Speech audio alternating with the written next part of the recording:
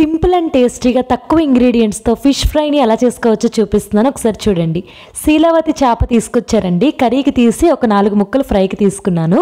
ఈ 4 ముక్కలు నీట్గా సాల్ట్ వాటర్తో వాష్ చేసుకున్న తర్వాత ఆ ముక్కల్లోకి ఫ్రెష్గా నూరుకున్నటువంటి అల్లం వెల్లుల్లి పేస్ట్ 1.5 స్పూన్, 1 స్పూన్ పసుపు, 1 స్పూన్ హోల్ గరం మసాలా పొడి, 1 స్పూన్ ధనియాల పొడి, ఒక 2.5 స్పూన్స్ వరకు శనగపిండి అయితే వేసాను నేను. చాలామంది కార్న్ఫ్లోర్తో చేస్తారు కదా, బట్ శనగపిండితో కూడా చేయొచ్చండి, టేస్ట్ అయితే బాగుంటుంది. కారం వేసుకున్నాను ఇక్కడ 1.5 స్పూన్ వరకు. ముక్కలకి బాగా పట్టించి ఒక 4 గంటల పాటు ఈ ముక్కల్ని పక్కన పెట్టేసి ఉంచాను. మినిమం 2 గంటలు ఉంచినా సరిపోతుంది.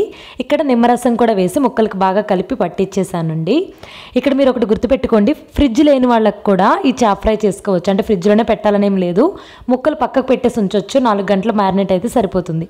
తర్వాత డీప్ ఫ్రైకి సరిపడంత ఆయిల్ వేసుకుని ఈ ముక్కల్ని మంచిగా ఫ్రై చేసుకోండి. ఈ వీడియో మీకు నచ్చినట్లయితే లైక్ కొట్టి మన ఛానల్ని సబ్స్క్రైబ్ చేసుకుని కొంచెం సపోర్ట్ చేయండి ఫ్రెండ్స్.